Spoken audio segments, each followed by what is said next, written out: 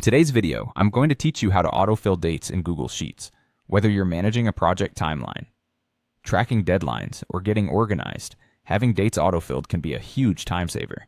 Let's walk through this process together, step by step. First, if you haven't already, open up Google Sheets in your web browser.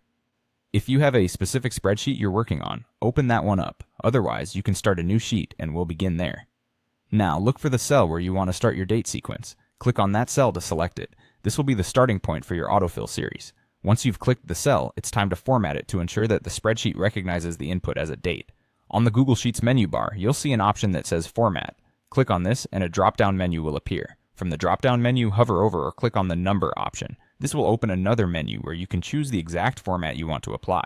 In the list that appears when you click on Number, you want to focus on finding the option for Custom Date and Time.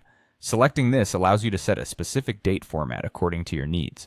Adjust it to suit whatever format your work requires, whether it's day, month, year, month, day, year, or even more specific configurations. Once you've chosen, look towards the bottom of this menu and hit Apply. This confirms your selection, ensuring your cell is ready to take in a proper date format. Now let's get to the magic of autofilling.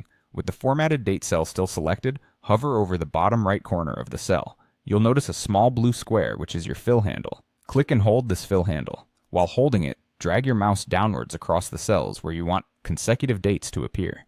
Once you've reached the desired endpoint of your date range, release the mouse button. Voila! The cells you've dragged over will now be filled automatically with consecutive dates that follow the logic of the first date input.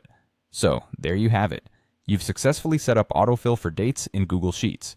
This approach will help streamline your workflow and save time on administrative tasks. For further customization, you can also explore conditional formatting or custom scripts to enhance your spreadsheet even more. Now go ahead and try it out on your projects and see how much more efficient you can become. Thanks for following along and happy spreadsheeting.